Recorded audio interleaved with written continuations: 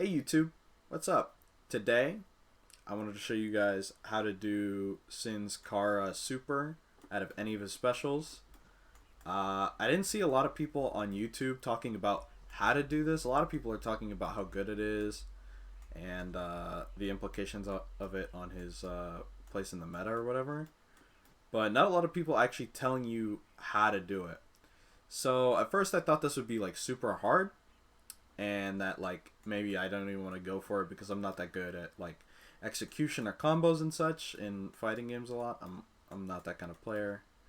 But as it turns out, it was actually pretty easy, and it doesn't really seem that way from the beginning because like cars can be a little difficult in some games. But in this game, it's not that hard, it seems. So what you want to do to Kara anything, right, is you do the special move you want. It could be any special move. It could be driver, it could be DP, it could be elk hunt, and after that you just want to dash follow up. Just use the dash follow up. You could do this by either forward or dash button. I use dash button.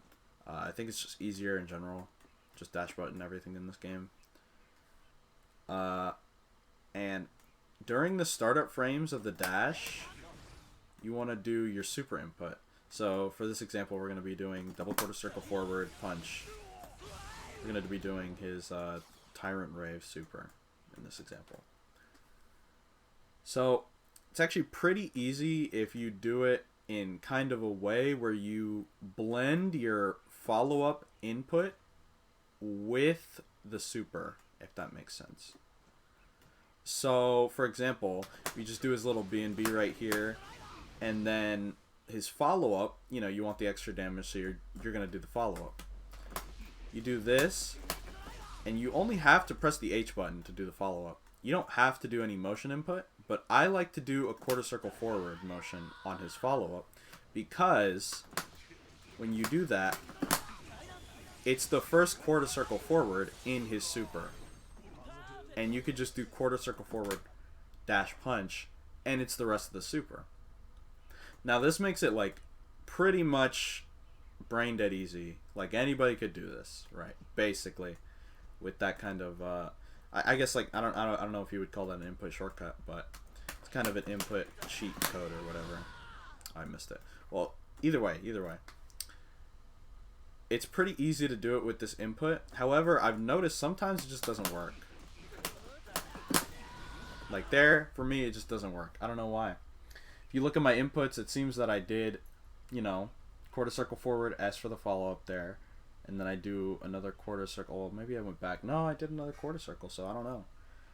Maybe it's something to do with that down back input. It's kind of a, I guess, weird muscle memory. You kind of, well, I mostly hold down back in situations where, you know, you may not be sure, like, if it's going to hit. You just down back anyway. So maybe that's bad muscle memory there, but doesn't work in some cases. But if you're fast enough anyway, you could just double quarter circle it. You don't have to even do the input shortcut, and it's not that hard. Just double quarter circling it. Of course, you can still mess it up. I still mess up things sometimes. Again, I'm not a very big combo person. I'm not good at combos really. For the most part, I don't really mess with super crazy execution combos. You know, it's not my thing. You know, but it's not that hard for me, and I think, you know, if it's not that hard for me, most people could do it. Oh, I messed up there. Either way, you can basically do this off everything too, which is what makes it so good. Like, you think like P normals, they really don't lead in anything unless you're like Happy Chaos or Ram or something where you get full knockdown and Oki. But you could do it off that. Wait, let me.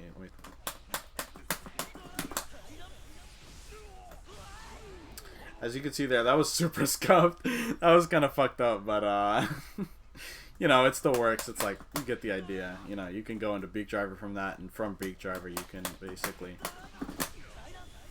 go wall break just from mid screen.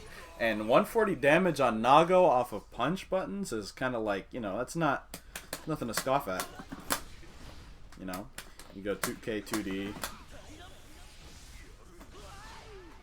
I was looking at some of the damage numbers on Chip, and it gets pretty high just off of like stuff like 5K and 2K, which are some of his best buttons because how quick they are and how far they reach.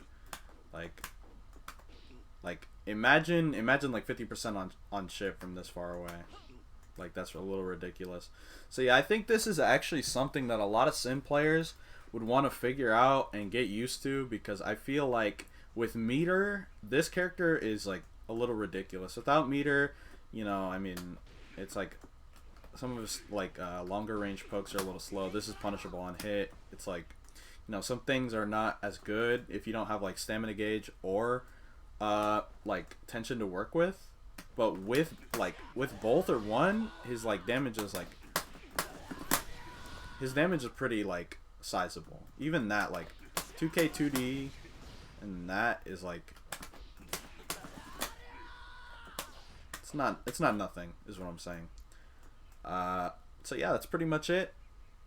If you liked the video, give it a like. Tell me if I missed anything about like combo structure or otherwise, because again, I'm not a combo guy. I don't really fuck with combos like that. Like, not a big execution guy, but I really like this character, so I wanted to learn how to play him a little bit, and it's not that hard. It's not as hard as I thought it would be.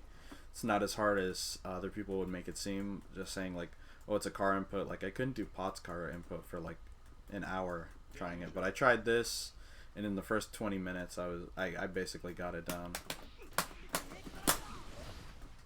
Oh, I keep messing it up, but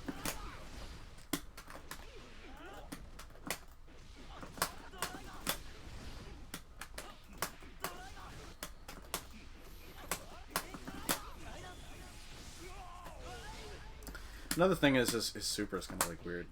It's really weird to me. I don't think I've ever played with a timing super like that in a character I've actually played, but yeah. Anyway, that's about the long and short of the video, and I hope you have a good day. Thank you for watching.